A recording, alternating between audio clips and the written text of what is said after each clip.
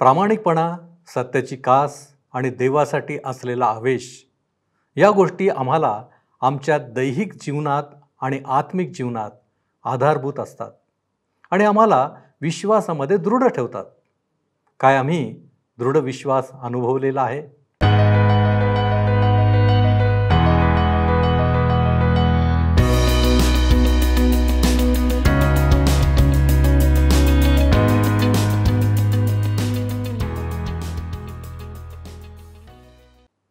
तारणाऱ्या प्रभू येशू ख्रिस्ताच्या सामर्थ्यवान नावात आपणा सर्वांस प्रेमपूर्वक सलाम. प्रियानो, आजच्या अध्ययनात आपण पाहणार आहोत की पौल आपल्या दुसऱ्या सुवार्ता फेरीची समाप्ती करतो आणि नंतर तो लगेचच आपल्या तिसऱ्या फेरीची सुरुवात करतो. आज आपण अपुल्लो या सुवार्तिकाविषयी माहिती घेणार आहोत, जो जुन्या करारातील अनेक पुरावे देऊन येशू हाच ख्रिस्त आहे असे पटवून देत होता.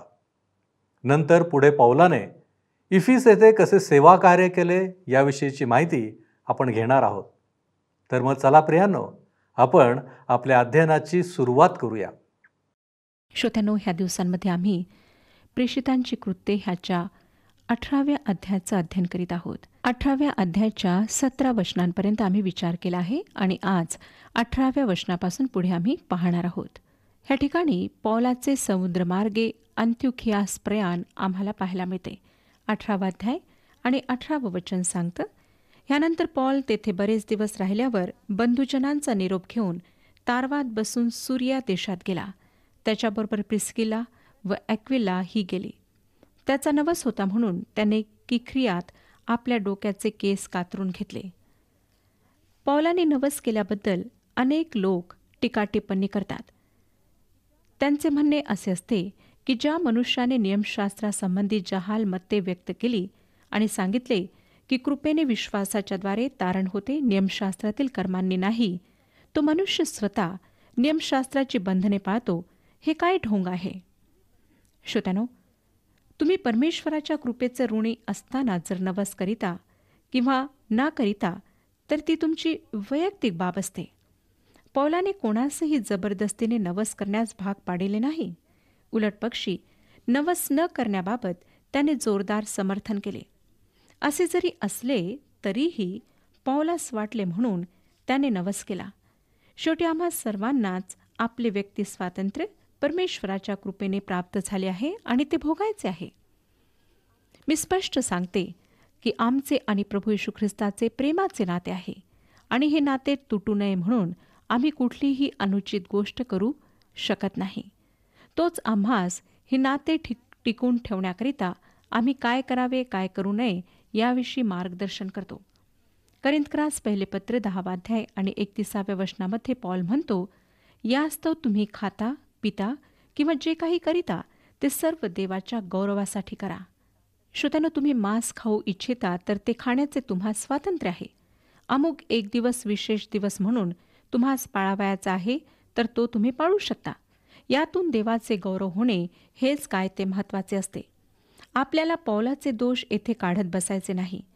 बिचारा गल्लियो आणि पौल लोकांच्या टीकेला बळी पडलेले आहेत हे या परिच्छेदातून आम्हाला स्पष्ट दिसत आहे. श्रोत्यानो, पौल आता त्याच्या दुसऱ्या फेरीनंतर माघारा निघाला आहे. करिंथ हे त्याच्या प्रवासाच्या पसाऱ्याचे मध्यवर्ती ठाणे झाले होते. आता तेथून तो अंत्योखियास परत जात आहे. किंक्रियामधून तो जहाजाने पुढे प्रवास करीत आहे. किंक्रिया हे करिंथ शहराच्या पूर्व बाजूला असलेले समुद्रावरील बंदर होते. आज करिंथ द्वीप कल्पातून एक कालवा वाहत आहे, पण पूर्वी तो नव्हता. पूर्वी जमिनी लगत बोटी ओढून आणाव्या लागत. करिंथच्या किनाऱ्यावर बोटी ओढून आणल्या जात असताना तेथील दगडावर निघालेले ओरखडे आजही पाहायला मिळतात. करिंथच्या पूर्वेकडे असलेल्या त्या किंक्रिया बंदराकडे ॲक्विला व प्रिस्किला यांच्या समवेत जहाज पकडण्यासाठी पौल आला आहे. तो आता पश्चिमेकडे पुढे जात नसून परत माघारा घराकडे परतत आहे. 19वे वचन, मग इफिस नगरात आल्यावर त्याने त्यास तेथे सोडले आणि स्वतः सभास्थानात जाऊन यहूद्यांबरोबर वादविवाद केला. आता आपणाला आठवत असेल की तो जेव्हा त्याच्या दुसऱ्या फेरीवर निघाला तेव्हा देवाच्या आत्म्याने त्याला इफिस येथे जाऊ दिले नाही, परंतु तो माघारा फिरत असताना मात्र इफिस येथे थांबत आहे. येथे त्याचा मुक्काम काही जास्त वेळेचा नाही. 20 आणि 21 वचने आम्हाला सांगतात, नंतर त्याने आणखी काही दिवस राहावे अशी ते विनंती करीत असतानाही तो कबूल झाला नाही. तर त्यांचा निरोप घेताना, देवाची इच्छा असल्यास तुम्हाकडे मी पुन्हा येईन असे म्हणून तो तारवात बसून इफिसाहून निघाला. पुन्हा कोणी म्हणेल की पौलाला सणाची एवढी हौस का होती? श्रोत्यानो, पौलाची पार्श्वभूमी पहा. तो शिमोन पेत्रासारखा यहुदी आहे. त्याच्या जीवनाशी मोशेचे नियमशास्त्र निगडीत आहे. त्याला ठाऊक आहे की त्याची बरीच मित्रमंडळी वर येरुशलेम येथे सणानिमित्त येणार आहे. त्यांना साक्ष देण्यासाठी त्याची इच्छा आहे व त्यासाठी येणाऱ्या सणात येरुशलेम येथे जाणे त्याला अतिनिकडीचे वाटत आहे. 22 वचन आम्हाला सांगतं, मग कैसरियास पोहोचल्यावर तो वरती गेला आणि मंडळीचा निरोप घेऊन अंत्युखियास खाली गेला. तो कैसरियात उतरला आहे. कैसरिया व यापो ही अशी 2 बंदरे आहेत की जेथून येरुशलेमेस जाता येते. तो येरुशलेमेस गेला आणि त्या ठिकाणी त्याने सर्व वृत्तांत कथन केला आणि त्यानंतर त्याने अंत्योखिया येथील मूळ मंडळीकडे प्रयाण केले. येथे त्याच्या दुसऱ्या फेरीची समाप्ती होत आहे. आता हेही लक्षात घ्या की तो लागलाच आपल्या तिसऱ्या फेरीवर निघाला आहे. 23 वचन, तेथे काही दिवस राहून तो निघाला आणि क्रमाक्रमाने गलतिया प्रांत व फ्रुगिया ह्यातील सर्व शिष्यांना स्थैर्य देत फिरला. गलतियामधूनची पौलाची ही तिसरी फेरी आहे. आपल्या सुवार्ता सेवेची तिसरी भेट देण्याकरिता तो इफिसकडे निघाला आहे. तेथे त्याचे मोठे कार्य होणार आहे. परंतु श्रोत्यानो, ह्या क्षणी दुसराच कोणी एक इफिस शहरात येऊन ठेपला आहे. त्याचे नाव अपुल्लो असे आहे. हा मंडळांच्या सुरुवातीच्या काळातील आणखी एक सुवार्तिक होता. तो पौला इतका प्रसिद्ध नव्हता, परंतु त्याच्याविषयी आपणास जाणण्याकरिता बरेच काही आहे. 24 वचन सांगतं, तेव्हा अपुल्लो नावाचा एक मोठा वक्ता व शास्त्र पारंगत अलेक्झांद्रियकर यहुदी इफिसास आला. श्रोत्यानो, अपुल्लो हा यहुदी असल्यामुळे त्याला मोशेच्या नियमशास्त्राची पिढ्यानपिढ्याची पार्श्वभूमी होती. अपुल्लोस हे ग्रीक नाव आहे, म्हणजे हा दिओस्पोरा इथला हेलेनी होता. तो ग्रीसमध्ये अथवा मासेदोनियाच्या भागात जन्मलेला नव्हता, तर उत्तर आफ्रिकेमधील अलेक्झांद्रिया इथला होता. ग्रीक संस्कृतीचे हे शहर जगज्जेता सिकंदर बादशहाने बांधले होते. येथील भव्य विद्यापीठ व विशाल ग्रंथालय जगप्रसिद्ध आहेत. येथेच पवित्र शास्त्राची म्हणजे त्यामधील जुन्या कराराची पहिली प्रत ग्रीक भाषेत तयार झाली. अलेक्झांद्रियामध्ये यहुद्यांचे सिनेगॉग होते. येरुशलेम व अंत्योखियामधील मूळ मंडळांचे व्यवस्थापन केंद्र जे होते ते अलेक्झांद्रिया येथे आणण्यात आले होते आणि ख्रिस्ती मंडळांच्या इतिहासाची शतकांची शतके या महत्त्वाच्या ठिकाणातून फुलत गेली होती.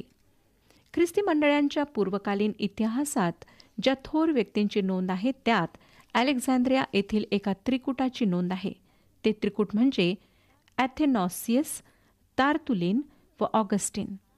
अपुल्लोसाच्या समकालीन फिलोयाने यहुदी धर्म तत्वाची व ग्रीक तत्वज्ञानाची मिळवणी करून प्लेटॉनिक आणि यहुदी अशी जी तत्वप्रणाली प्रस्थापित केली, तिच्या संस्काराच्या पार्श्वभूमीवर अपुल्लोची वाढ झाली होती. आपल्याला असे सांगण्यात आले आहे श्रोत्यानो की तो एक मोठा वक्ता आणि सुवार्तिक होता. तसेच तो जुन्या कराराची शिकवण मिळालेला शास्त्रसंपन्न पंडित होता. 25 वचन पहा, त्याला प्रभूच्या मार्गाविषयीचे शिक्षण मिळालेले होते आणि तो आत्म्याने आवेशी असल्यामुळे येशूविषयीच्या गोष्टी नीट सांगून शिक्षण देत असे, तरी त्याला केवळ योहानाचा बाप्तिस्मा ठाऊक होता. श्रोत्यानो, प्रभूच्या मार्गाचे त्याला शिक्षण दिले गेले होते. याचाच अर्थ असा निघतो की त्याला कुठल्याही प्रगटीकरणाद्वारे अथवा साक्षात्काराच्याद्वारे कळविण्यात आले नव्हते. त्याचप्रमाणे तो आत्म्यात आवेशी होता, पवित्र आत्म्यात नव्हे हे लक्षात ठेवा. त्याला देवाच्या गोष्टींविषयीची आवड होती. पवित्र आत्म्याची ही साक्ष आहे जी त्याच्या म्हणजे अपुल्लोच्या संबंधीची आहे. श्रोत्यानो, खरोखरीच तो एक थोर व अग्रणी मनुष्य होता. हा अपुल्लो प्रभूच्या गोष्टी नीटपणे शिकवित असे. जे जे शिक्षण त्याला प्राप्त झाले होते ते सर्व व योहानाचा बाप्तिस्मा ह्या पलीकडे त्याने येशू ख्रिस्तासंबंधी काहीच ऐकले नव्हते. 26 वचन, तो सभास्थानात निर्भीडपणे बोलू लागला तेव्हा प्रिस्किल्ला व अक्विला ह्यांनी त्याचे भाषण ऐकून त्याला जवळ बोलावून घेतले व त्याला देवाचा मार्ग अधिक स्पष्टपणे दाखविला. त्यांनी त्याला आपल्या समवेत घेतले. त्याला येशू ख्रिस्ताविषयी व तारणाविषयी त्यांनी उलगडा करून सांगितला. 27 वचन, नंतर त्याने अखया प्रांतात जाण्याचा बेत केला. तेव्हा बंधुजनांनी त्याला उत्तेजन दिले आणि त्याचे स्वागत करण्याविषयी शिष्यांना लिहिले. तो तेथे पोहोचल्यावर ज्यांनी कृपेच्याद्वारे विश्वास ठेवला होता त्यांना त्याने फार सहाय्य केले. श्रोत्यानो, अपुल्लो हा एक अति हुशार मनुष्य होता, परंतु ॲक्विला व प्रिसिला ह्यांनी त्याला जेवणाचे आमंत्रण देऊन त्यास शुभवर्तमान व देवाची कृपा ह्याविषयी सांगेपर्यंत तो प्रभू येशू ख्रिस्ताच्या शुभवर्तमानाविषयी व त्याच्या पुनरुत्थानाविषयी तारणाविषयी काहीच जाणत नव्हता. इथे असा दाखला आहे की एक बाई एका सुवार्तिकाला विशेष शिकवण देत आहे. माझ्या प्रिय बहिणींनो, स्वतःला कमी लेखू नका. परमेश्वर आपलासुद्धा उपयोग करून घेऊ इच्छित आहे. कशावेळी, कशा प्रकारे आम्हाला माहीत नाही, परंतु देव प्रत्येकाच्या जीवनाचा उपयोग करून घेऊ इच्छितो. 28 वचन, कारण येशू हाच ख्रिस्त आहे असे शास्त्रावरून दाखवून तो मोठ्या जोरदारपणाने सर्वांसमक्ष यहुद्यांचे खंडन करीत असे.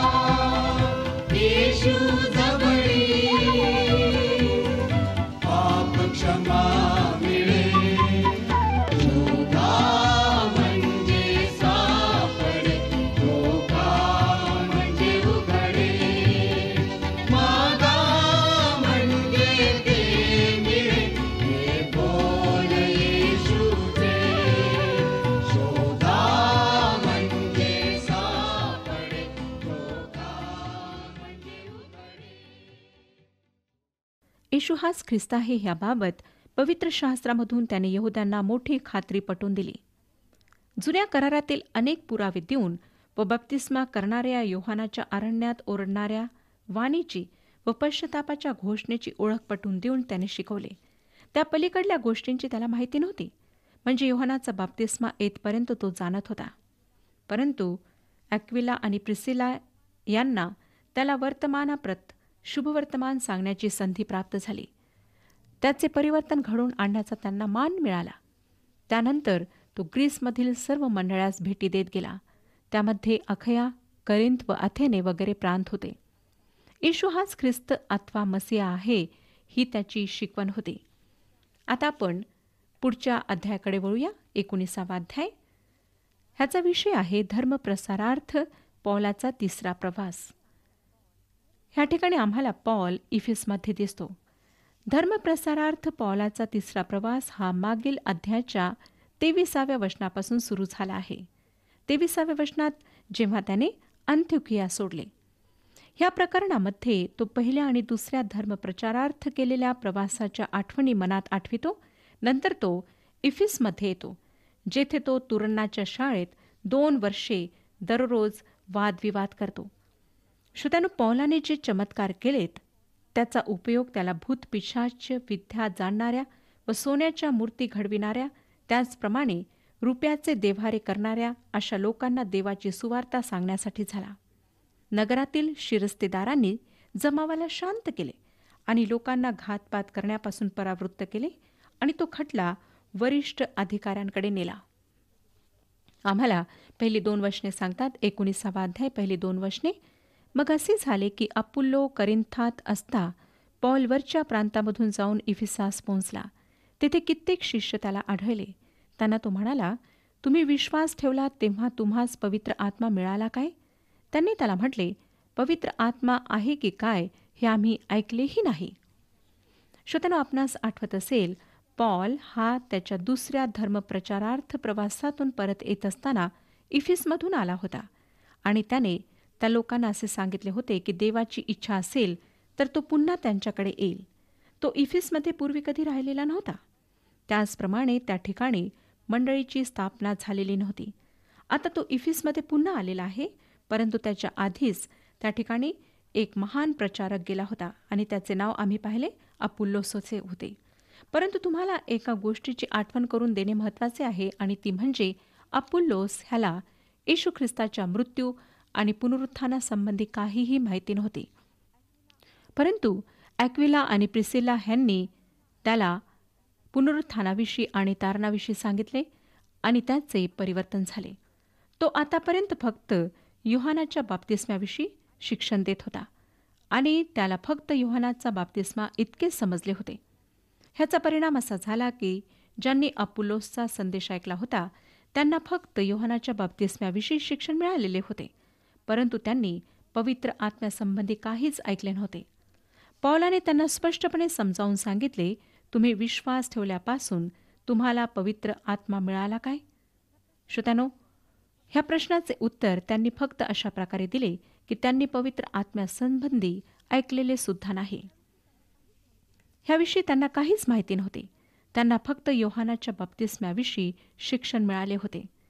त्यांना प्रभू येशूविषयी शिक्षण देण्यात आलेले नव्हते आणि त्यांना पेंटिकॉस्टविषयी काहीही माहिती नव्हती. 3रं वचन. तो त्यांना म्हणाला, तर तुम्ही कसला बाप्तिस्मा घेतला? ते म्हणाले, योहानाचा बाप्तिस्मा. ह्या ठिकाणी लक्षात घ्या श्रोत्यानो की ह्या लोकांचा बाप्तिस्मा झालेला आहे, परंतु त्यांचे तारण झालेले नाही, म्हणून त्यांना पवित्र आत्मा मिळालेला नाही. श्रोत्यानो, ज्या वेळेस आम्ही प्रभू येशू ख्रिस्तावर विश्वास ठेवतो त्याच क्षणी देवाच्या आत्म्याद्वारे आमचा नवीन जन्म होतो. आम्ही देवाच्या आत्म्याच्या सहवासात राहतो आणि आमच्यावर देवाच्या आत्म्याचा शिक्का मारण्यात येतो आणि त्याचवेळी आमचा विश्वासू लोकांच्या शरीरात देवाच्या आत्म्याच्याद्वारे बाप्तिस्मा होतो. ज्यावेळेस आम्ही ख्रिस्तावर विश्वास ठेवतो आणि आमची श्रद्धा ख्रिस्तावर आढळ असते त्याचवेळी हे शक्य होते. पौल ह्याच गोष्टींचे स्पष्टीकरण करीत आहे की त्या विश्वासू लोकांच्या मंडळीमध्ये असे झालेले आम्हास पाहावयास मिळत नाही. आता पौल त्यांना स्पष्ट करून सांगतो की तारण प्राप्तीसाठी त्यांनी प्रभू येशू ख्रिस्तावर विश्वास ठेवावा. त्या विश्वासू मंडळीतील लोकांनी पौलाचा संदेश ऐकून विश्वास ठेवला. 4 आणि 5 वचने पुढे सांगतात, पौलाने म्हटले, योहान पश्चातापाचा बाप्तिस्मा देत असे, तो लोकांना सांगत असे की माझ्या मागून येणाऱ्यावर म्हणजे येशूवर तुम्ही विश्वास ठेवावा. हे ऐकून त्यांनी प्रभू येशूच्या नावाने बप्तिस्मा घेतला. श्रोत्यानो, योहानाचा बप्तिस्मा हा पश्चातापाचा बप्तिस्मा होता आणि येशू ख्रिस्ताच्या आगमनाची तयारी करण्यासाठी होता. आता लोक ख्रिस्ताकडे आले आणि प्रथमच त्यांचे तारण शक्य झाले. ज्या वेळेस ते अपोलोस ह्याच्या सहवासात होते त्यावेळेस त्यांचे तारण झालेले नव्हते, कारण स्वतः अपोलोस जरी तो त्यांना योहानाच्या बप्तिस्म्याविषयी शिक्षण देत होता तरी ख्रिस्तासंबंधी काहीच जाणत नव्हता. 6 आणि 7 वचने पहा. आणि पौलाने त्यांच्यावर हात ठेवले तेव्हा त्यांच्यावर पवित्र आत्मा आला. ते वेगवेगळ्या भाषा बोलू लागले व ईश्वरी संदेश देऊ लागले. श्रोत्यानो, हे लोक अन्य भाषेमध्ये शुभवर्तमान सांगू शकत होते आणि ज्या भाषेमध्ये शुभवर्तमान लोकांना समजेल त्या भाषेमध्ये ते शुभवर्तमान लोकांना समजावून सांगू शकत होते. रोमन भाषाच्या काळात इफिस म्हणजे विविध भाषा बोलणारे शहर म्हणून ओळखल्या जात असे. त्यामुळे इफिस शहरात विविध भाषा बोलणारे लोक होते आणि ज्याप्रमाणे पेंटेकॉस्ट म्हणजे 50वा दिवस ह्या दिवशी येरुशलेम शहरात विविध भाषेत लोकांना देवाचा संदेश ऐकायला मिळाला, त्याचप्रमाणे इफिस शहरात देखील पवित्र आत्मा मिळाल्यानंतर लोक विविध भाषा बोलत होते आणि वेगवेगळ्या भाषेमध्ये देवाचे वचन सांगताना दिसत होते. पूर्वेकडील आणि पश्चिमेकडील लोक त्या समुद्र किनाऱ्यावर एकत्र आले होते. इफिस हे त्या काळातील एक मोठे शहर होते आणि ज्यांना पवित्र आत्मा मिळाला होता ते लोक येशूचे शुभवर्तमान संपूर्ण शहरात सांगत होते. लक्षात घेण्यासारखी ही गोष्ट आहे की ज्यांना पवित्र आत्मा मिळाला होता ते तर फक्त 12 जण होते. ही इफिस येथील देवाच्या कार्याची सुरुवात होती. पौलाची करिंथ ह्या शहरामध्ये मोठी मंडळी होती, परंतु त्याहीपेक्षा मोठ्या मंडळीची स्थापना इफिस ह्या शहरात झालेली आपणास पाहायला मिळते. आता 8, 9 आणि 10 वचने सांगतात, नंतर तो सभास्थानात जाऊन देवाच्या राज्याविषयी वादविवाद करीत व प्रमाण पटवीत निर्भीडपणे 3 महिने बोलत गेला. मग कित्येक जण कठोर व विरोधी होऊन लोकांसमक्ष त्या मार्गाची निंदा करू लागले. तेव्हा त्याने त्यांच्यामधून निघून शिष्यांना वेगळे केले आणि तुरन्नाच्या पाठशाळेत तो दररोज वादविवाद करू लागला. असे 2 वर्षे चालल्यामुळे आशियात राहणाऱ्या सर्व यहुदी व हेलेनी लोकांनी प्रभूचे वचन ऐकले. श्रोत्यानो, पौल मंदिर सोडून तुरन्नाच्या शाळेत गेला आणि मग त्यांच्याबरोबर वादविवाद करू लागला. तुरन्नाची शाळा म्हणजे काय? ती शाळा फक्त इफिसमधील लोकांच्यासाठी होती. दुपारी जेव्हा विश्रांतीची वेळ असे तेव्हा लोक त्या ठिकाणी येऊन 2 ते 3 तास आराम करीत असत. अशावेळी मला नवल वाटतं की पौलाने ती जागा भाड्याने घेतली होती आणि लोक ज्यावेळेस विश्रांती घेण्यासाठी दुपारच्या वेळी त्या ठिकाणी एकत्र येत त्यावेळेस पौल त्यांना देवाचे वचन शुभवर्तमान सांगत असे आणि सुमारे 2 वर्षापर्यंत पौलाचा अशा प्रकारे देवाचा संदेश त्या ठिकाणी येणाऱ्या लोकांना सांगण्याचा कार्यक्रम चालू होता. त्याचा परिणाम असा झाला श्रोत्यानो की आशियामध्ये राहणाऱ्या सर्वांना देवाचे वचन ऐकण्याचा लाभ मिळाला आणि देवाचे वचन ऐकणाऱ्यांमध्ये यहुदी आणि ग्रीक ह्यांचाही समावेश होता. ह्या ठिकाणी आम्हाला एक गोष्ट विचार करायला लावते, ती म्हणजे त्या दिवसांमध्ये देवाचे वचन कशा प्रकारे वाढीस लागलेले होते आणि ह्या संधीचा उपयोग कलसे ह्या ठिकाणी मंडळीची स्थापना करण्यासाठी झालेला आम्हाला पाहायला मिळतो. आपणाला माहीत आहे, पौल कलसे येथील मंडळीला पत्र लिहितो ज्याप्रमाणे तो रोम येथील मंडळीला रोमला जाण्यापूर्वी पत्र लिहित असे. जरी तो तेथील मंडळीचा संस्थापक होता असे कसे असू शकेल बरे? परंतु फक्त एकाच उदाहरणावरून म्हणजे तरुणाच्या शाळेत ज्याप्रमाणे पौलाने सुवार्ता सांगितली आणि सर्व आशियातील लोकांना देवाच्या वचनाची ओळख करून दिली आणि तेथून सर्व जगात देवाच्या वचनाचा प्रसार झाला. जेव्हा करिंथ येथील लोकांची अशी इच्छा होती की पौलाने आमच्याकडे यावे, त्यावेळेस त्याने त्यांना पत्र लिहून कळविले की जरी मी प्रत्यक्ष तुम्हाला भेटलो नाही तरी माझा विश्वास आहे की आता मी थोडा वेळ तुमच्याबरोबर असावे आणि देवाची इच्छा असली तर लवकरच मी तुमच्याकडे येईन. श्रोत्यानो, अशा प्रकारे देवाची सुवार्ता सांगण्यात येत असल्यामुळे आशिया मायनरमध्ये 7 मंडळांची स्थापना झाली आणि पौल हा जो प्रेषित ह्याच्याद्वारे इफिस शहरात सुवार्तेचा प्रसार झाला आणि पौलाने अशा प्रकारे एका मोठ्या मंडळीची स्थापना केली. 11वं वचन सांगतं, देवाने पौलाच्या हातून असाधारण चमत्कारही घडविले. ज्याला आमच्या पवित्र शास्त्रात चमत्कार म्हणतात त्याला ग्रीक भाषेमध्ये पुष्कळ शब्द आहेत. ज्याप्रमाणे ह्या ठिकाणी चमत्कार ह्या शब्दाविषयी ज्युनॅमिस हा शब्द वापरलेला आम्हाला पाहायला मिळतो. आणि ह्याच शब्दावरून आमचा डायनामाइट प्रचंड स्फोटक हा शब्द आम्हाला मिळतो. त्याचा अर्थ शक्तीचा परिणाम, देवाने पौलाच्या हातात महान शक्ती दिलेली होती असे ह्यावरून आम्हाला पाहायला मिळते. आणि पौल प्रत्यक्ष प्रेषितांना मिळालेल्या दानांचा अनुभव घेत होता. 12 आणि 13 वचने सांगतात ते असे की रुमाल किंवा फडकी त्याच्या अंगावरून आणून रोग्यांवर घातली म्हणजे त्यांचे रोग दूर होत असत व दुष्ट आत्मे त्यांच्यातून निघून जात असत.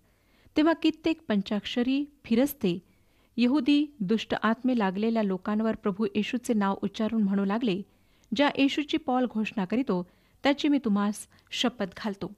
श्रोत्यांनो, अशा परिस्थितीमध्ये त्या ठिकाणी देवाच्या वचनाला होणारा विरोध हा साहजिकच होता आणि त्याचे स्वरूपही भयंकर असणार ह्याची देवाला कल्पना होती. म्हणूनच देवाने पौलाला विशेष सामर्थ्य दिलेले होते. ते असे की रुमाल किंवा फडकी त्याच्या अंगावरून आणून रोग्यांवर घातली म्हणजे त्यांचे रोग दूर होत असत. हे रुमाल काय होते? पौलाचा हात रुमाल म्हणजे एक जुने फडके असे, परंतु त्याचा उपयोग देवाने आजारांना बरे करण्यासाठी केला होता. अशा प्रकारे मूर्तीपूजक अशा लोकांमध्ये ह्या घाणेरड्या अशा हात रुमालाचा उपयोग परमेश्वराने केला. ते हे हात रुमाल उचलून घेत असत आणि त्यांचे आजार बरे होत असत.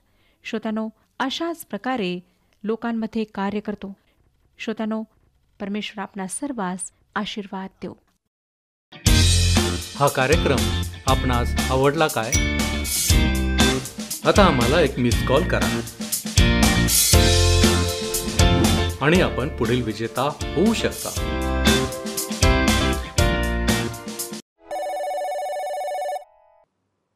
प्रियांनो, देवाच्या कार्यासाठी आवेश असायला हवा. तो आम्हाला पौलामध्ये पाहायला मिळाला. आज आणखी एक महत्त्वपूर्ण मुद्दा आपण पाहिला, तो म्हणजे योहानाच्या बाप्तिस्म्यामध्ये तारण नव्हते. तारण फक्त येशूवरील विश्वासामध्येच आहे.